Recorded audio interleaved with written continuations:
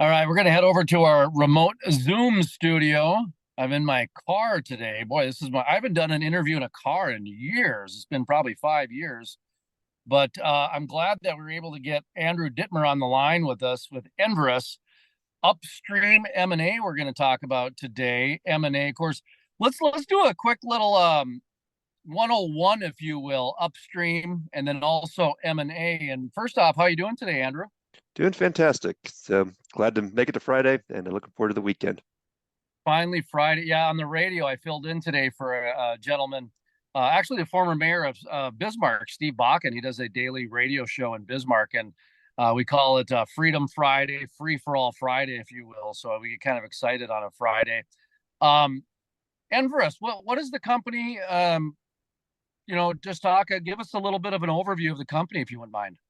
Yeah, we are a leading data and SaaS, so software as a service provider, as well as AI platform, servicing the energy industry across the spectrum of energy from legacy energy, oil and gas production, midstream and downstream to new energy transition technologies. So power, hydrogen, carbon capture and sequestration, really run the gamut.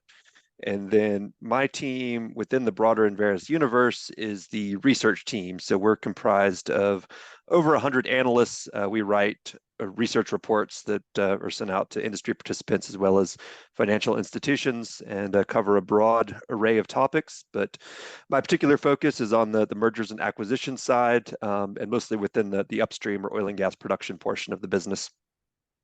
One of the things I got in the oil and gas industry about 12, 13, 14 years ago, and I come from media primarily, and my area that I grew up in was pretty much agriculture. So just by osmosis, you learn about agriculture, much like if you're in Houston, Texas. If you're not in the oil and gas industry, you learn about the oil and gas industry just from sheer osmosis. And one of the more remarkable aspects of the oil and gas industry is how vast and broad it can become.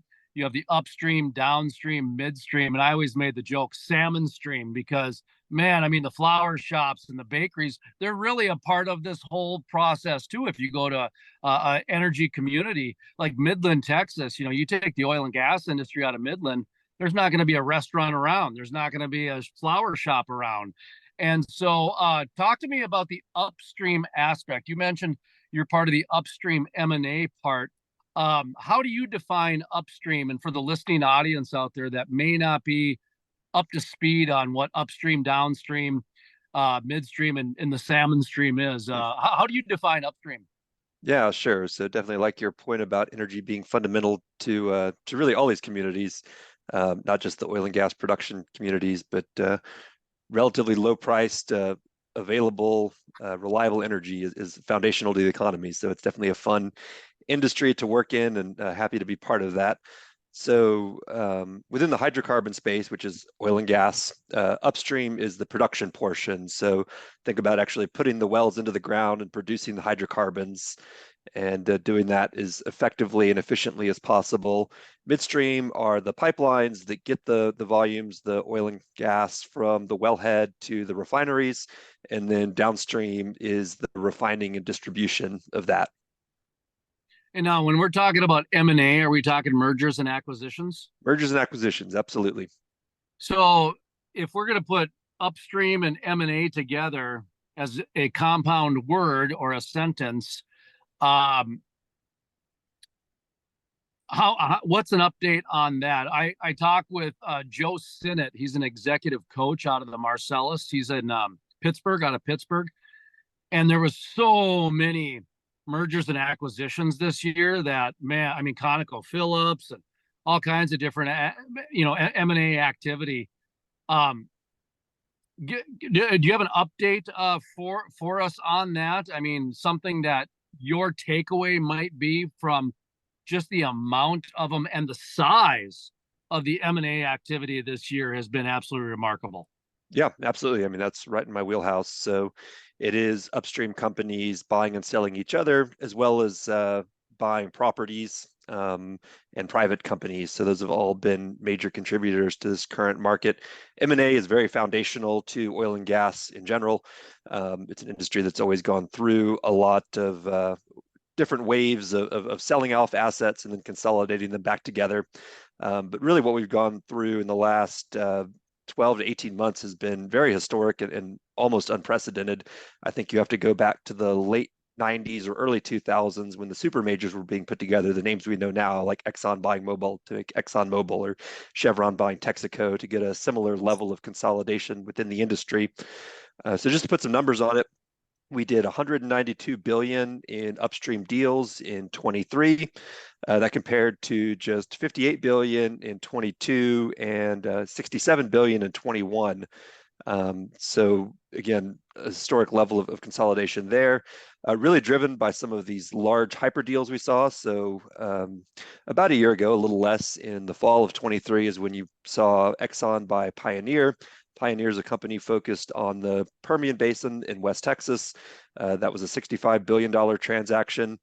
You also saw Chevron buy Hess, so part of the 20th century. Hess had a more diversified portfolio with some exposure to the United States, their largest position being in North Dakota in the Bakken or Williston Basin, but also a large international asset in Guyana. That really high level of activity is carried over into the new year. So we're sitting at about 90 billion in deals through July, which is going to be a mix of corporate consolidation. The Conoco deal you mentioned is one of the biggest. Another historic name, Marathon, deciding to exit. That was a $22.5 billion deal. We had another major acquisition of a private company in the Permian called Endeavor, which sold to Diamondback.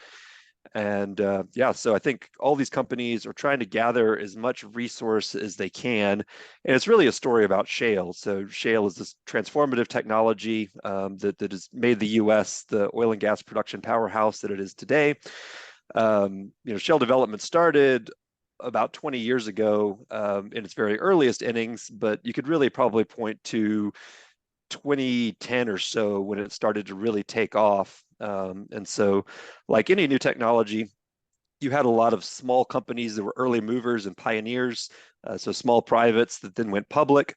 The big incumbents like Exxon were a little bit slower to move into shale, but as that technology and resource base matured, they're kind of using their positioning as incumbents and financial firepower to consolidate the highest quality drilling opportunities. And so that's what we're seeing now, is this maturing phase of shale, where the big established companies are increasingly buying up the resource, and it's going to be a bedrock of their businesses going forward.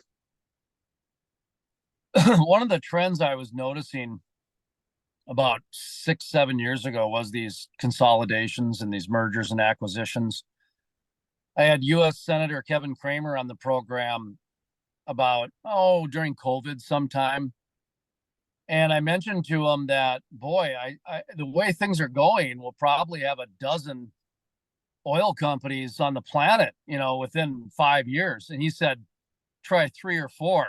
And we were kind of joking about it, but really, I mean, it's almost getting to the point where you're going to have Exxon, Verizon, Chipotle as a company pretty soon, man. I mean, just the way things are going. How are you looking at this? I mean, are you seeing the oil and gas companies really starting to become super majors or shrinking, we'll get into the carbon part in just a second here, but, off that comment about, we'll probably only have a dozen oil and gas companies on the planet. You talk about Saudi Arabia, you talk about China, talk about Exxon and Shell and some of the bigger ones.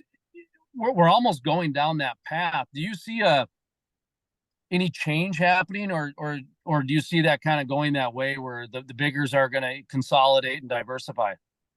Yeah, that's a great comment. I think that was good foresight, and that is the direction we're headed. I don't know about a dozen across the whole planet, but it's a pretty common refrain in the industry. We scroll through the whole list of publicly listed E&Ps, and it's still quite long.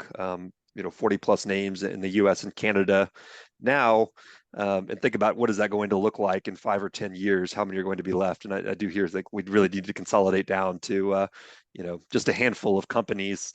I think that's a response to what their investor base is looking for, because these are publicly traded companies. At the end of the day, they answer to Wall Street and their shareholders. And the threshold for energy companies that Wall Street wants to invest in keeps getting higher in terms of scale and resource depth.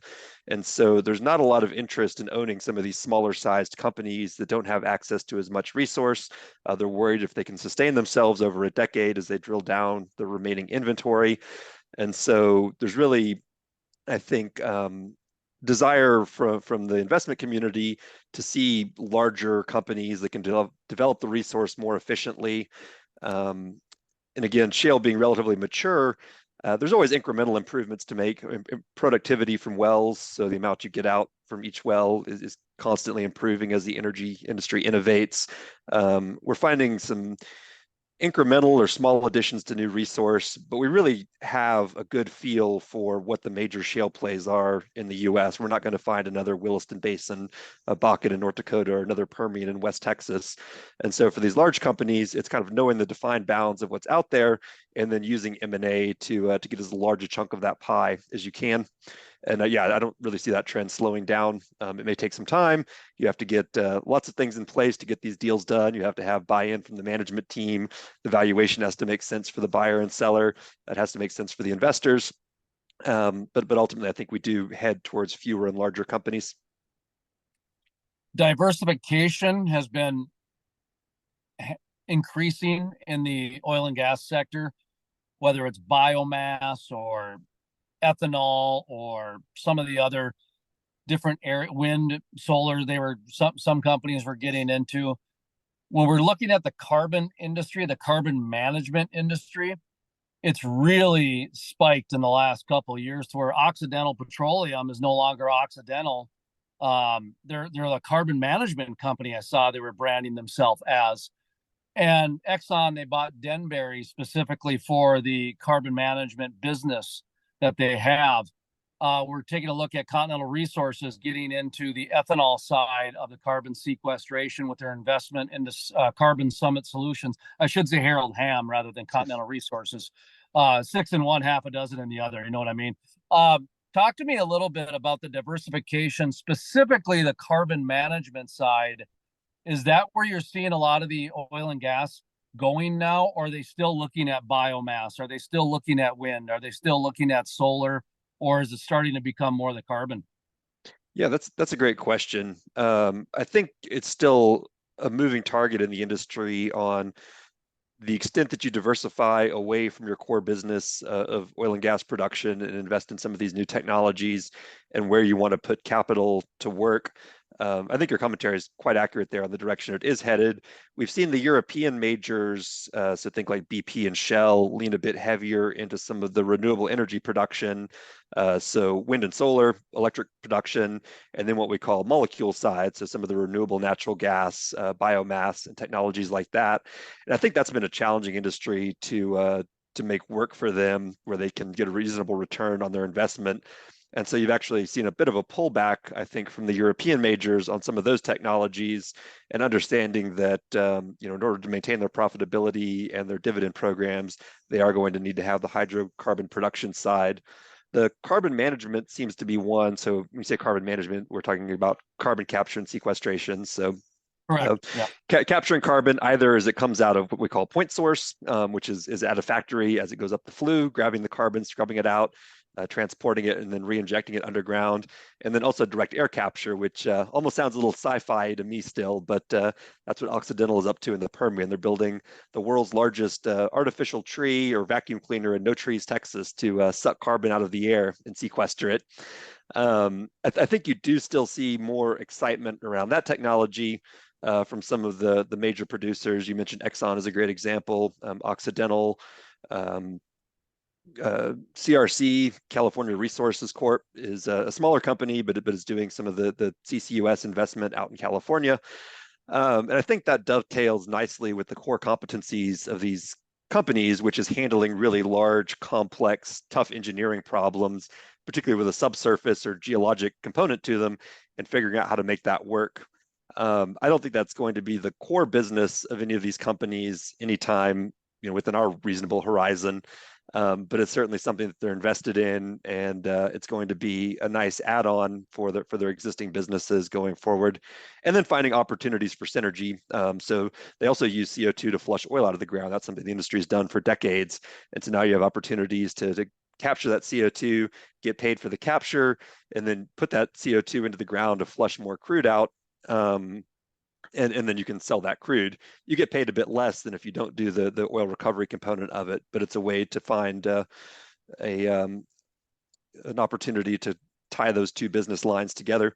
We may see a net carbon neutral barrel of crude at some point where you've sequestered more carbon than what you get from burning the barrel, and maybe that'll bring a premium on the market someday for tough to decarbonize areas like aviation fuel. I just jumped off the air. I did a 2-hour program today, and we had on Lori Hins from Beck News, and we started talking about how artificial intelligence, or AI, was essentially taking over the media, where now you're starting to see media outlets use AI for voiceover work and for different reports and that sort of thing. And I kind of made the joke that, before, when you pull up to McDonald's or Jack in the Box or Hardee's or whatever it might be, that person that was in the drive-through was outsourced to India. Now it's being outsourced to AI. It's being a computer essentially is doing the work.